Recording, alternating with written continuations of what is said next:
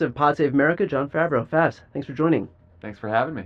So we're in this moment right now where, of course, the biggest story in the country is the deportation and refusal to import Abrego Garcia, the wrongly deported migrant who the Supreme Court ruled 9-0 has to be returned to the U.S.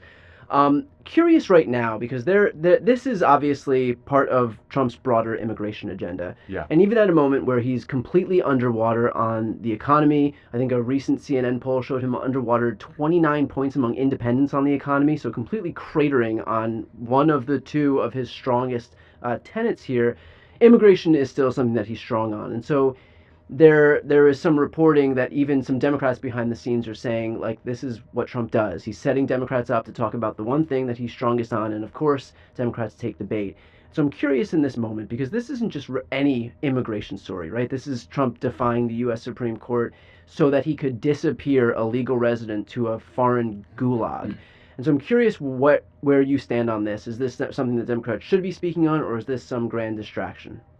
I think I think if you're not speaking on it, I don't know why you're in public office right now. Yeah. I don't know why you're in politics, because I think this is it. I understand why people think about it as an immigration story or a deportation story, but it's not about those things. It's about whether we want to live in a free country where our rights are protected and we can't get rounded up and disappear to a foreign prison, or we live in a police state where that happens. Let's deal with the politics first.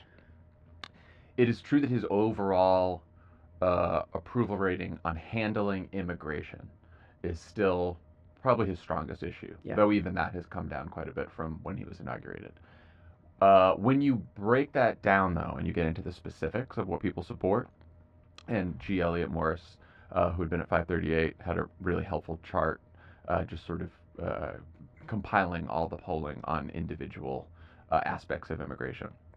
So, by huge majorities, people don't think that, obviously, U.S. citizens who are convicted of crime should be in foreign prisons. They don't believe that immigrants should be deported without due process. They don't believe they should be deported if they haven't committed a crime.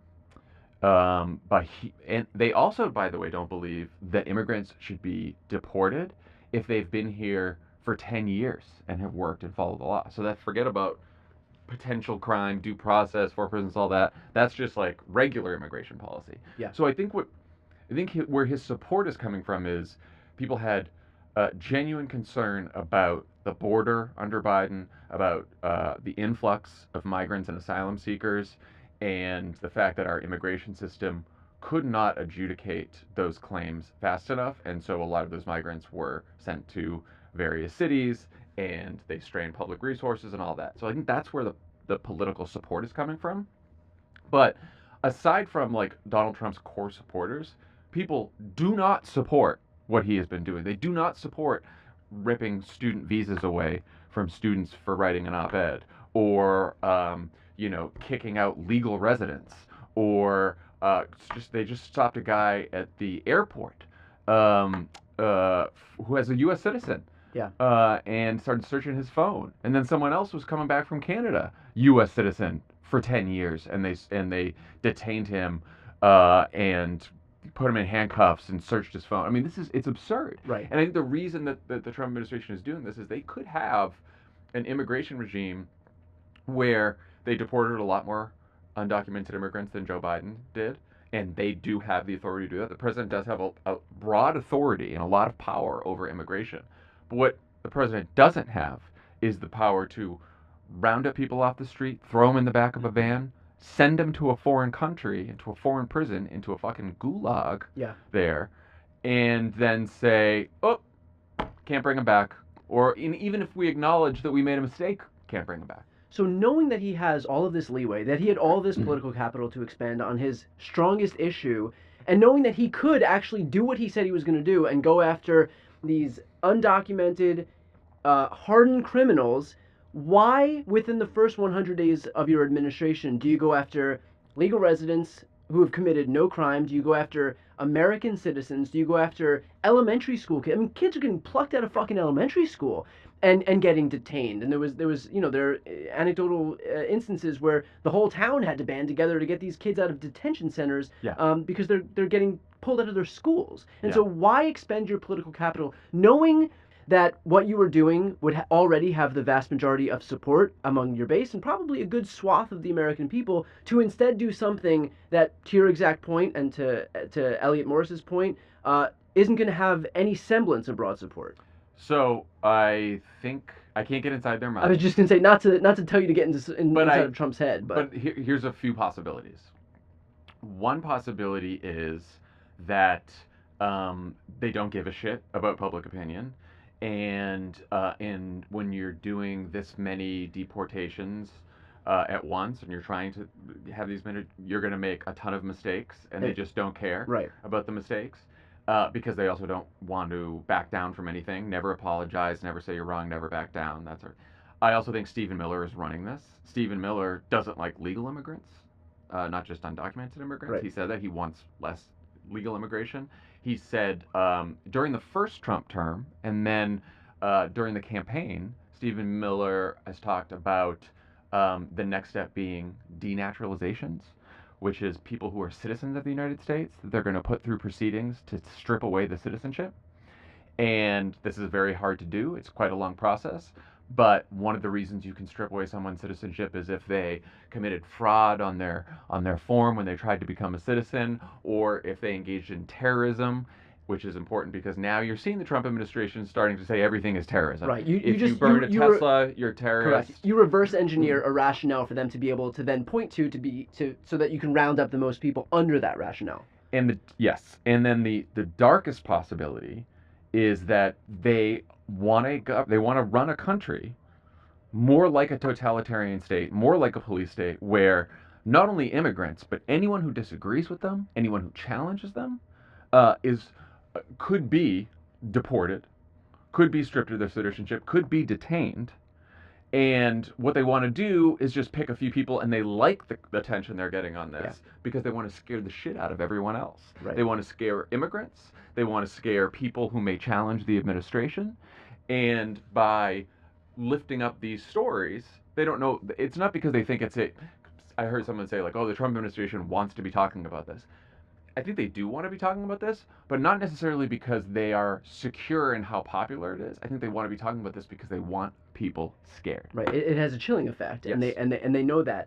I'm curious about the implications now of the fact that this is all being done in defiance of a Supreme Court ruling. Again, already bizarre that the hill they would choose to die on would be something where they would tack right on Clarence Thomas and Samuel Alito. Like, Right. this was a unanimous ruling against the Trump administration. So when you position yourself to the right of those two guys on the Supreme Court, I think that shows the extent to which you've lost the plot.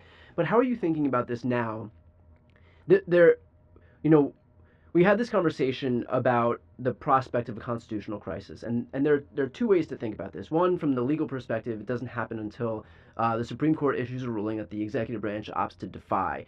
But the other one is just more broadly speaking, and of fucking course we're in a constitutional crisis because of literally everything that Trump is looking to do. But in any case, now both of those buckets are full. Now whether you're talking legally or not, we're clearly there. And so how are you thinking about this in terms of next steps, living in a country where it's clear by virtue of what he's doing that Trump wants to usurp all power from the judicial branch and the legislative branch, sees himself as all powerful, and isn't going to let any rulings or decisions handed down from a co-equal branch of government stop him from what he wants to do?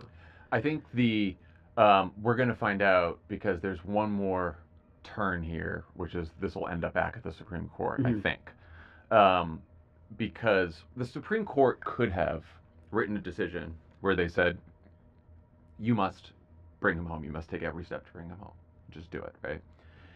What the Supreme Court said is the lower court order properly requires the government to facilitate his release. Everyone's been saying return, but it's facilitate his release from this prison.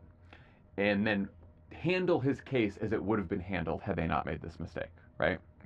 So, and then they said, the lower court also says effectuate his release, and that they have to be more specific about, and you do have to have deference to the administration's conduct of foreign affairs. So it may exceed that, but we'll leave that to the lower court. But the part that they aren't not leaving to the lower court and they're just saying yes to is you have to take steps to facilitate his release. Yeah. The Trump administration then used the court trying to say, well, this you've got to be clearer on, and there is some deference to foreign affairs. They've used that to be like, oh, we won. We actually won 9-0. So it's interesting because the Trump administration does not want to say the Supreme Court made its decision and now let them enforce it, which is J.D. Vance's favorite line attributed to Andrew Jackson that he has said before. So they didn't say that. So they're not like openly defying the Supreme Court. They're doing something even more sinister and frustrating, which is just pretending that the Supreme Court order is in their favor and saying that, oh, well, they want us to, the Supreme Court order, like, we're not going to go into El Salvador and bring this guy back home and return him. It's like, well, they're not saying, they would actually, if they opened the door of that prison and let let Garcia walk out of the prison into El Salvador, the Supreme Court order would be fulfilled. Yeah. That would be it. They would be like, he's not going to come back here and live in Maryland ever again, blah, blah, blah. You know what? If Garcia comes back here, the Trump administration can deport him. They can go through deportation proceedings, and he'll get his day in court. But if they find it, they could just deport him again to El Salvador maybe, or to a third country. But he wouldn't be locked up in prison for the rest of his life. Yeah. So I do think on the constitutional crisis, like, this will get back to the Supreme Court.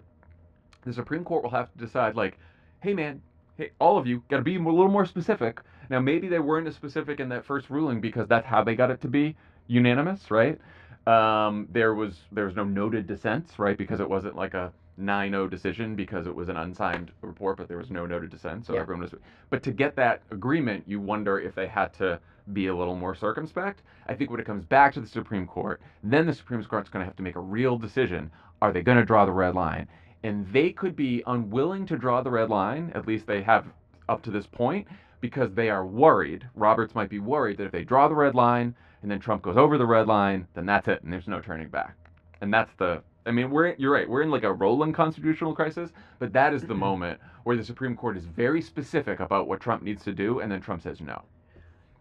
The notion that John Roberts would not put forward a specific ruling for fear of the executive branch defying the Supreme Court is a constitutional crisis unto itself. If you are basically falling victim to the same chilling effect that Trump is trying to put forward to everybody else, and you are a co-equal branch of government, then that's the whole ballgame right there. Then that is the courts basically bowing to Trump, cowing to Trump, and basically saying, we are afraid that you won't comply, and so as a result of that, we are not going to put us in the position where you have the opportunity to do that publicly. Yeah, and they have not done that yet, and maybe Roberts is thinking, I got to pick my moments, and I got to pick the moment where I really have to draw the line, and this isn't it, and maybe Roberts and some others on the court were surprised that the Trump administration wouldn't even say, which they could, by the way, could have done this, they could have said, we took a bunch of steps, and this Bukele guy, he is not releasing him, and he said he wouldn't, and he said that it would interfere with our diplomacy and our relations with this country, and it's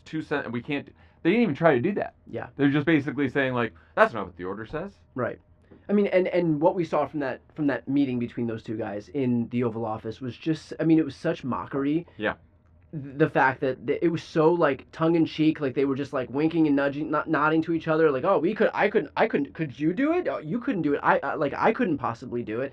It's just such, anybody who buys into it's kayfabe. Like it's like watching WWE. I mean, everybody knows that they're playing make believe, and of course we're watching it play out. And I guess the media has to abide, but like has to write headlines and pretend that this is all real. Everybody knows what's happening. The MAGA defenders of this, and from J.D. Vance, who keeps tweeting about it, to everyone on Fox all day long, what they're not contending with, what they refuse to contend with, is this is not about the president's power to deport people who are here illegally.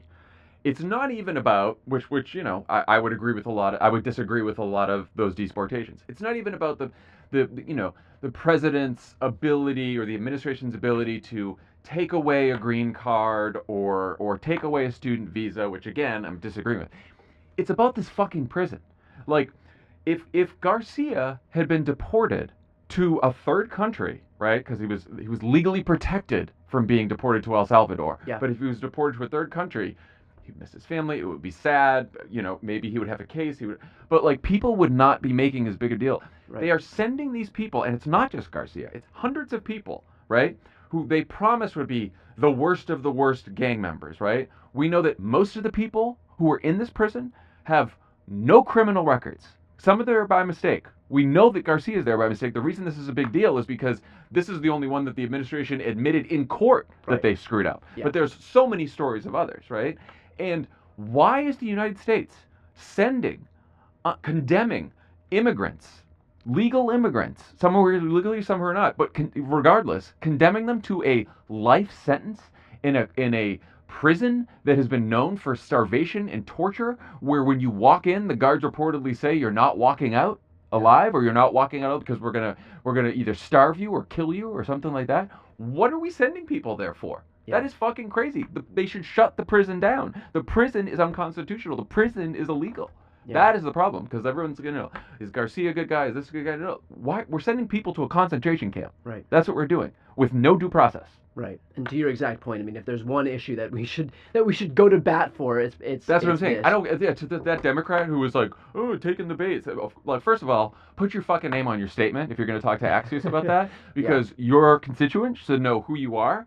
So then when someone primaries you, they can know what their choice is between two candidates. Yeah. And it's also just it's morally obscene. Right. It's also just fucking stupid. Right, as if we can't walk and chew gum at the same time. As if you can't condemn what he's doing to the economy and also condemn this moral atrocity that's happening under our noses. And it's wrong on the politics. Right. It's just wrong on the politics. That's not how people view this. Perfectly put. Well, we'll leave it there. For anybody watching right now, if you want to support independent media more broadly, on the left, where we are contending with a major right-wing onslaught here, please make sure to subscribe to Pod Save America's YouTube channel. I'm going to put the link right here on the screen and also in the post description of this video. Favs, appreciate your time. Thanks, man.